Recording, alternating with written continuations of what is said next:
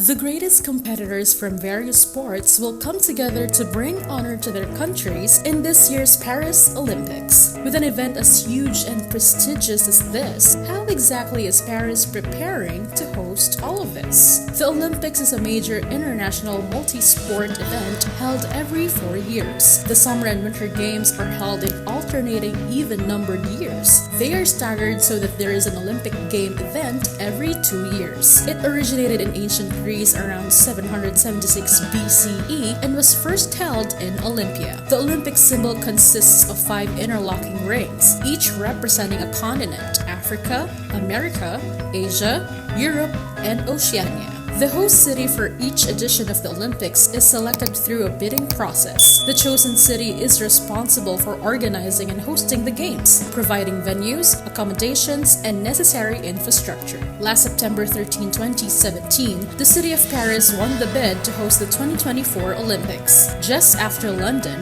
they will become the second city that will host the Summer Olympics 3 times. It isn't Paris's first rodeo when it comes to this, because they have already experienced hosting the Olympics in 1900 and 1924. This time though, it's set to make history with gender-equal athlete selection, carbon neutrality, and even breakdancing.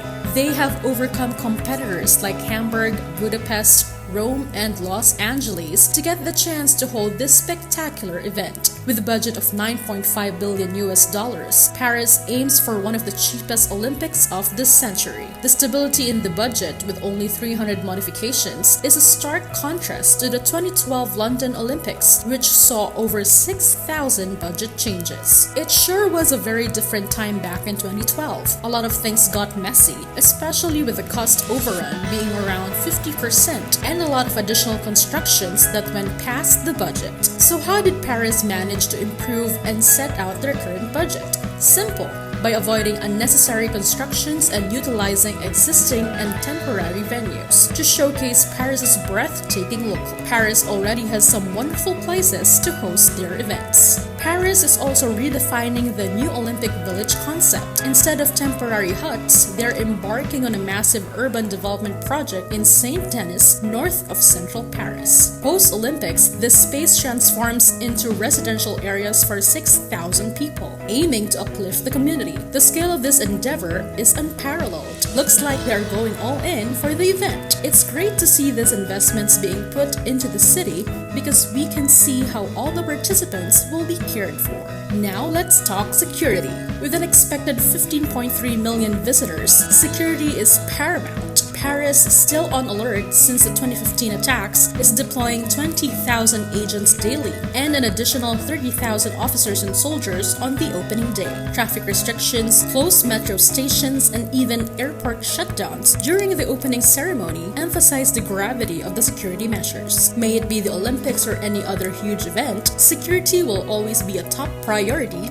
especially in Paris's case. So where will the events happen specifically? Obviously, most of it will be in Paris and its metropolitan region, which include neighboring cities such as Nanterre and Le Bourget. Football will be hosted in Nantes, Bordeaux, Nice, Décines-Chapieux, and Saint-Étienne. Some football games will be held in the Mediterranean city of Marseille alongside sailing. The surfing events will be held in Peyahupoo Village. As for the handball tournaments, they will be held in Lille. Zones such as the Grand Paris Zone, Paris Center Zone, and the Versailles Zone will be hosting all types of sports for the entirety of the Olympics. The Olympics is quickly approaching, which is why there have been tons of preparations being made. Around 43 new city transformation initiatives have been approved by the Paris City Council. These initiatives will be implemented not only for the Olympics, but also for the sake of the city's future. A more mobile and environmentally friendly Paris would be the way to go. What better way to host the Olympics than by completely revitalizing the historic land? One of the biggest initiatives of the Paris City Council is to completely clean the Seine River. The river is heavily polluted due to both domestic and industrial wastewater and other surface runoff from the city. It has been more than a century since the river was open for public swimming. But for this year's Olympics, the city plans to switch it up by implementing new tanks, pumps, and underground pipes to clear out the bacteria. The city aims to make it absolutely clean and usable. This way, the river can also be used for aquatic Olympic events. The progress is great. It's becoming even cleaner as of this video.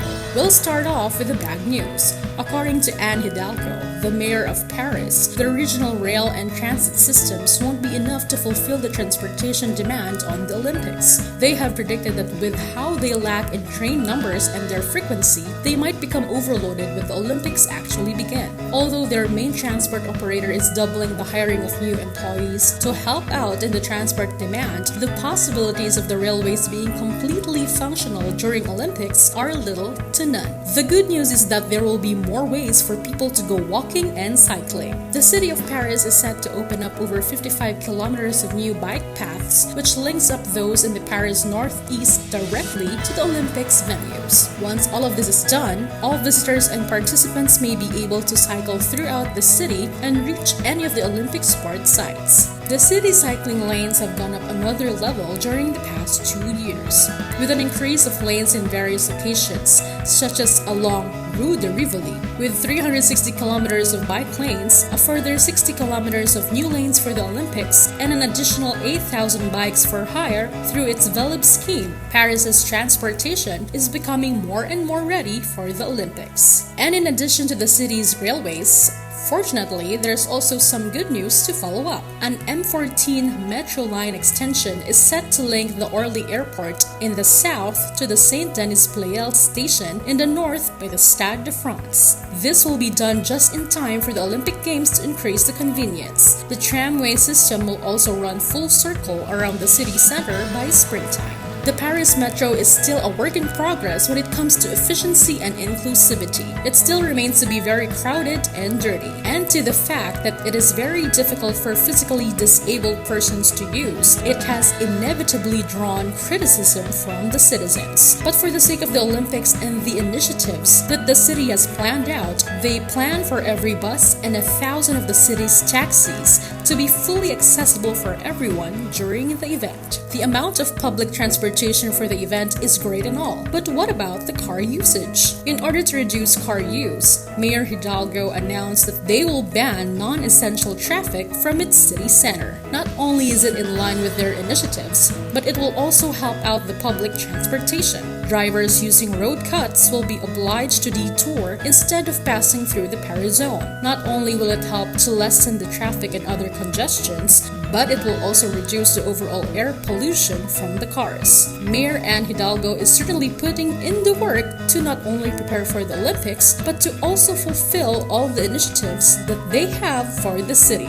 Did you know that she was awarded the 2023 ULI Prize for Visionaries in Urban Development at the end of the year? The award is a well-respected honor in global land use and community development. Hidalgo's vision for a sustainable and inclusive city for the Olympics has led her to receive this prestigious award. Despite the hurdles, preparations have been smoother compared to previous Olympics. Paris, already a tourist haven, is set to benefit financially, culturally, and socially from this monumental event. The Olympics are not just a moment, they're a catalyst for positive change. Paris is not just hosting an event, it's unveiling its soul to the world. And that concludes our overview for the upcoming Paris Olympics. Which sports events are you most excited to watch in the Olympics? Let us know in the comments below. Don't forget to like and subscribe if you liked what you saw. This is MadeinLuxe signing off.